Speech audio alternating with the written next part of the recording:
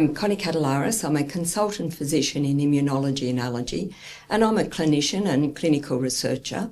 I have very long experience in private practice at my rooms in Westmead, and I've worked in the public hospital system all my professional life. I'm also a professor of immunology and allergy at Western Sydney University, and I'm part of the National Allergy Centre of Excellence.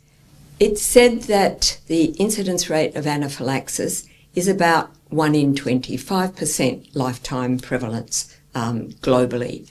We know that it's increasing year by year by about 7%. Reasons for that are complicated and are still to be elucidated. We define anaphylaxis as a severe systemic allergic reaction of rapid onset that can cause death. Diagnostic criteria include involvement of the skin, cutaneous symptoms such as flushing, urticaria, angioedema, the respiratory system with angioedema of the tongue, the upper airway, severe bronchospasm leading to wheezing, difficulty breathing, and ultimately respiratory arrest, cardiovascular involvement with hypotension to the point of collapse, and cardiac abnormalities with near-fatal arrhythmias, and gastrointestinal involvement with severe cramping, nausea, and repeated vomiting. Now, not all of these symptoms have to be present in any one episode of anaphylaxis, and importantly, while cutaneous symptoms are the most common early manifestation, they may be completely absent, and in that particular circumstance, sometimes there's a delay in recognising that in fact what is occurring is an anaphylactic reaction. Now, anaphylaxis causes vary across the age groups. In infants and young children, food is by far the commonest cause of anaphylaxis, and the common foods in that age group include milk, egg, peanut, tree nuts, sometimes wheat and soy, and occasionally some seafood. In Australia, we know from the health study in Melbourne that 1 in 10 of infants suffer with an egg allergy, for instance. So we have a very high prevalence of early onset food allergy in this country. There's some indication that this is starting to improve with a difference now in our early feeding practices. When we move to the adult population, food is still important, but the spectrum is slightly different. It's mainly peanut, tree nut, seafood becomes prominent, as do seeds and things such as various fruits and vegetables. But the most important group in adult life are the drug allergies, and they increase with increasing decade of life. Venom allergy such as bee and wasp sting anaphylaxis is also an important component of adult onset anaphylaxis, and it does carry a higher fatality risk than it does in children. There are regional differences in causes of anaphylaxis. So in areas where there are fire ants, fire ant anaphylaxis is a big problem. Similarly, in areas where there's prevalence of ticks, we do see tick anaphylaxis, and that particular cause can lead to something we call mammalian allergy, which means that a person can't eat mammalian beef, such as lamb and beef. Drug allergy, while it's across the spectrum, as I said, is most important in the older age groups. There are certain fruits that, again, have a regional distribution where we see more anaphylaxis with those than we do in other areas. As far as treatment for anaphylaxis is concerned, it's uniform across the ages and across whatever has caused the anaphylaxis, and that is adrenaline. Adrenaline must be given early to be effective, and it's life-saving if it's given in that manner. Some people will need more than one dose, and that's why the recommendation is that if adrenaline is being used, a person must present to the emergency department for monitoring and further treatment if it's necessary. Now, in severe episodes where 2 or more doses of adrenaline are needed, new guidelines suggest that IV fluid replacement is essential, as is setting up an IV adrenaline infusion. And of course that happens in a hospital setting only.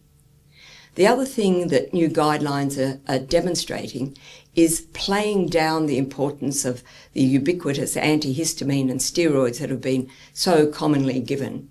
These play a far less important role in the management of early anaphylaxis than what was first realised. There's been an interesting development in the last few years. As we know, people are motivated to eat more healthily, and that has included increasing fibre content of diet. So we see people eating more of the less common seeds, or things that people didn't eat so much of previously, such as chia seeds and sunflower seeds, pepita, and so on. And with that, we are seeing emerging more adults presenting with anaphylaxis to one or more of these seeds.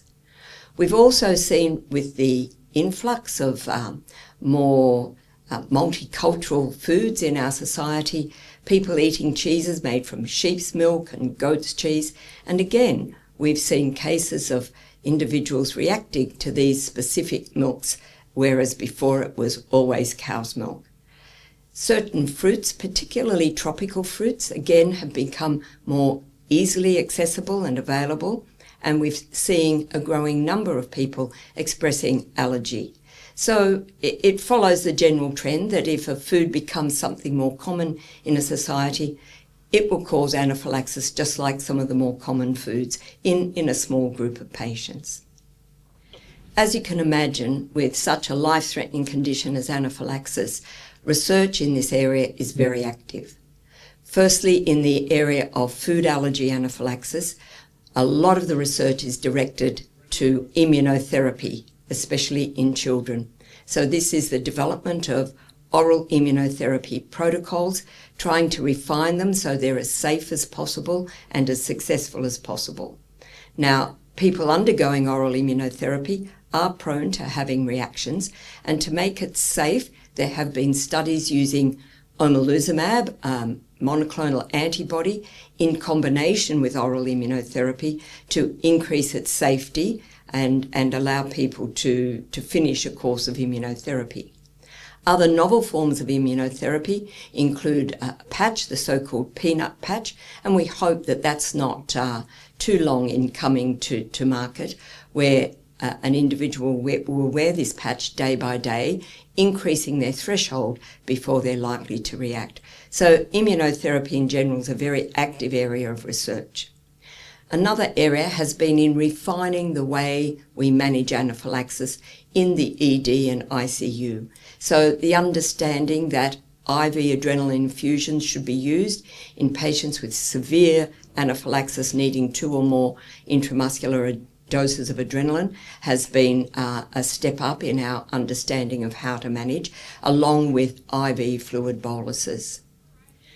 Another area has been the development of novel monoclonal antibodies that target various receptors on the mast cell to downplay the mast cell in general. So this is not specific immunotherapy for a specific food, but the whole allergic reaction in general.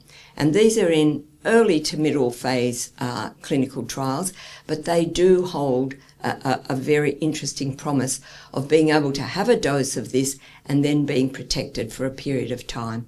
But we've still got a long way to go in the development of that. And then, of course, there is work around these so-called neoantigens, the newer foods that we're seeing, identifying the major allergens and what their cross-reactivities are. And finally, information to try and understand why there is an increasing in global prevalence of anaphylaxis. It's an interesting fact that while there is an increase in the global prevalence, we haven't seen an increase in mortality rates. And that may speak to the fact that we do have better management and we do have acute management available for people to use themselves. And finally, trying to develop new ways of administering adrenaline in the community.